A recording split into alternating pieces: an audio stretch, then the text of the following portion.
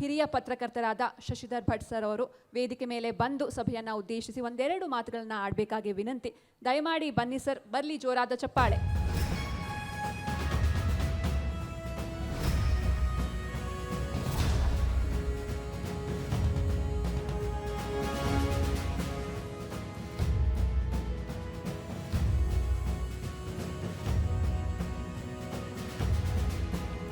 ಎಲ್ಲರಿಗೂ ನಮಸ್ಕಾರ. ನನಗೆ ಮಾತನಾಡುವ ಉದ್ದೇಶ ಇರಲಿಲ್ಲ, ಆದರೆ ನನ್ನ ಸಹೋದ್ಯೋಗಿಯಾಗಿ ಕೆಲಸ ಮಾಡಿದಂಥ ರವಿ ಇಲ್ಲ ಮಾತನಾಡಲೇಬೇಕು ಅಂತಂದರು.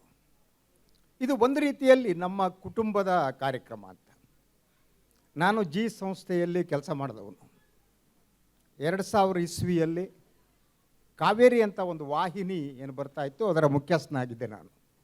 ಜಿ ಮತ್ತು ಏಷ್ಯಾನೆಟ್ ಸಂಸ್ಥೆ ಸೇರಿ ಪ್ರಾರಂಭಿಸಿದ ವಾಹಿನಿ ಅದು ನಿಂತ ಮೇಲೆ ಇವತ್ತಿಗೂ ನನಗೆ ಶಾಕು.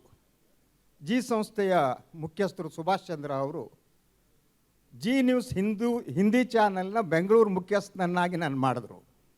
ನಾನು ಅವ್ರಿಗೆ ಹೇಳಿದೆ, ನನಗೆ ಹಿಂದಿ ಬರಲ್ಲ, ನಮಗೆ ಬರುವ ಹಿಂದಿ ಇದೆಯಲ್ಲ ಅದು ಒಂಥರ ಶಿವಾಜಿನಗರದ ಹಿಂದಿ, ಏಕರ್ಕೋ ಓಕರ್ಕೋ ಅನ್ನೋ ಹಾಗೆ.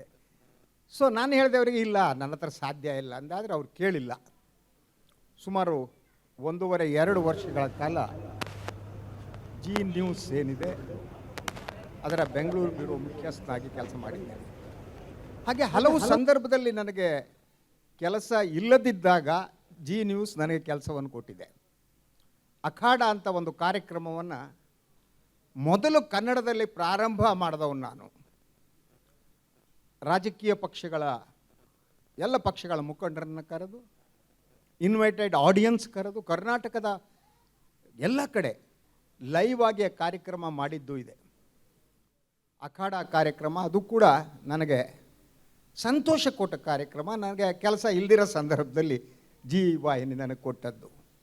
ಅದು ಆದಮೇಲೆ ಇನ್ನೊಂದು ಕಾರ್ಯಕ್ರಮನವರು ನನಗೆ ಕೊಟ್ಟಿದ್ದರು. ಅದು ಈ ನಮ್ಮ ಆಚರಣೆಗಳಿಗೆ ಸಂಬಂಧಪಟ್ಟದ್ದು. ಅದು ಬಳ್ಳಾರಿ ವಿಚಿತ್ರಂ ಅಂತ ವಿಚಿತ್ರಗಳ ಬಗ್ಗೆ ಕಾರ್ಯಕ್ರಮ ಮಾಡಿದ್ದೆ. ಆದ್ದರಿಂದ ಈ ಸಂಸ್ಥೆ ಒಂದು ರೀತಿಯಲ್ಲಿ ನನ್ನ ಸಂಸ್ಥೆ, ನಾನು ಈ ಕುಟುಂಬದ ಒಬ್ಬ ಸದಸ್ಯ ಅನ್ನೋದು. ಅದರ ಜೊತೆಗೆ ಈ ಸಂದರ್ಭದಲ್ಲಿ ನನಗೆ ಅನ್ನಿಸುವುದು ಇವತ್ತಿನ ಮಾಧ್ಯಮದ ಬಗ್ಗೆ. ಎಲ್ಲ ವಾಹಿನಿಗಳನ್ನು ನೋಡಿದಾಗ ನನಗೆ ಜಿ ನ್ಯೂಸ್ ಯಾಕೆ ಹೆಚ್ಚು ಸಹನೀಯ ಅನಿಸುತ್ತೆ ಅಂತಂದರೆ, ಅಲ್ಲಿ ಅರಚಾಟ ಕಡಿಮೆ, ಕೂಗಾಟ ಇಲ್ಲ. ಸೊ ಇವತ್ತಿನ ಬಹುತೇಕ ವಾಹಿನಿಗಳಲ್ಲಿ ನಮ್ಮ ಆ್ಯಂಕರ್ಗಳು, ನಾನು ಹೀಗೆ ಹೇಳ್ತೀನಿ ಅಂತ ಬೇಸರ ಮಾಡ್ಕೋಬಾರ್ದು, ಎಲ್ಲರೂ ಕೂಗುಮಾರಿಗಳಾಗಿದ್ದಾರೆ ಅಂತ. ದೊಡ್ಡ ಧ್ವನಿಯಲ್ಲಿ ಕೂಗುವುದೇನಿದೆ ಅದೇ ಆ್ಯಂಕರಿಂಗ್ ಮಾಡುವುದು, ಅದೇ ನಿರೂಪಣೆ ಮಾಡುವುದು ಅನ್ನುವ ಸ್ಥಿತಿ ಬಂದಿದೆ. ಎದುರು ಕುಳಿತವರ ಮೇಲೆ ದಾಳಿ ನಡೆಸುವುದಕ್ಕೆ ಎಲ್ಲ ರೀತಿಯ ಯತ್ನವನ್ನು ನಮ್ಮ ಸಹೋದ್ಯೋಗಿಗಳು ಮಾಡ್ತಾರೆ. ಇಂಥ ಸಂದರ್ಭದಲ್ಲಿ ಇದನ್ನು ನಾನು ಜಿ ನ್ಯೂಸನ್ನು ಸಹನೀಯವಾಗಿ ನಮಗೆ ಸುದ್ದಿಯನ್ನು ಕೊಡ್ತಾರೆ. ಅದರಲ್ಲಿ ವೈಭವ ಅಥವಾ ಒಂದು ಮಿತಿಯನ್ನು ಮೀರಿದ ಯಾವುದೇ ರೀತಿ ಇರಲ್ಲ, ಅದು ನನಗೆ ಸಂತೋಷವನ್ನು ಕೊಡುವಂಥದ್ದು. ಸೊ ಜಿ ನ್ಯೂಸ್ ಏನಿದೆ ಇದೇ ರೀತಿ ಮುಂದುವರಿಯಲಿ ಅಂತ ಬರೆಯೋನು. ಆದರೆ ಮಾಧ್ಯಮಕ್ಕೆ ಇವತ್ತು ಆತ್ಮವಿಮರ್ಶೆ ಅನ್ನುವುದು ಬೇಕಾಗಿದೆ, ಆತ್ಮಾವಲೋಕನ ಬೇಕಾಗಿದೆ. ನಾವು ಎಲ್ಲಿ ದಾರಿ ತಪ್ಪಿದ್ದೇವೆ? ನಮಗೆಲ್ಲ ಪತ್ರಿಕೋದ್ಯಮದಾಗ ಕಲಿತಿದ್ದೇನು ಅಂತಂದರೆ, ಮೊದಲು ನಾವು ಪ್ರಶ್ನಿಸುವುದನ್ನು ಕಲಿಬೇಕು ಅಂತ. ಆದರೆ ಇವತ್ತಿನ ಮಾಧ್ಯಮ ಪ್ರಶ್ನಿಸುವುದು ಯಾರನ್ನ? ಇದು ಭಾಳ ಮುಖ್ಯವಾದ ಪ್ರಶ್ನೆ. ನಾವು ಕಲಿತಿದ್ದು ಒಂದು ಪ್ರತಿಪಕ್ಷವಾಗಿ ಮಾಧ್ಯಮ ಕೆಲಸ ಮಾಡಬೇಕು ಅಂತ. ಇವತ್ತು ಮಾಧ್ಯಮ ಪ್ರತಿಪಕ್ಷವಾಗಿ ಕೆಲಸ ಮಾಡ್ತಾ ಇಲ್ಲ, ಪ್ರತಿಪಕ್ಷದ ಪ್ರತಿಪಕ್ಷವಾಗಿ ಕೆಲಸ ಮಾಡ್ತಾ ಇದೆ. ಒಂದು ಸರ್ಕಾರವನ್ನು ಪ್ರಶ್ನಿಸುವ ಶಕ್ತಿ ಮತ್ತು ಸಾಮರ್ಥ್ಯವನ್ನು ಇವತ್ತಿನ ಮಾಧ್ಯಮ ಕಳೆದುಕೊಂಡಿರುವುದಿಲ್ಲ. ಅದರ ಜೊತೆಗೆ ನನಗೆ ಭಯವನ್ನು ಹುಟ್ಟಿಸುವುದು ಏನು, ಸಂವಿಧಾನದ 4 ಸ್ತಂಭಗಳು ಅಂತೀವಲ್ಲ, ಆ 4 ಸ್ತಂಭಗಳು ಕೂಡ ಶಿಥಿಲಗೊಳ್ತಾ ಇದೆ ಅಂತ. ಇದು ನಮ್ಮನ್ನು ಕಾಡಬೇಕು, ನಮ್ಮನ್ನು ಪ್ರಶ್ನಿಸಿಕೊಳ್ಳುವಂತೆ ಮಾಡ್ತಾ ಇದೆ. ಇವತ್ತು ಶಾಸಕಾಂಗದ ಸ್ಥಿತಿ ಹೇಗಿದೆ ಅಂತ ಗೊತ್ತಿದೆ.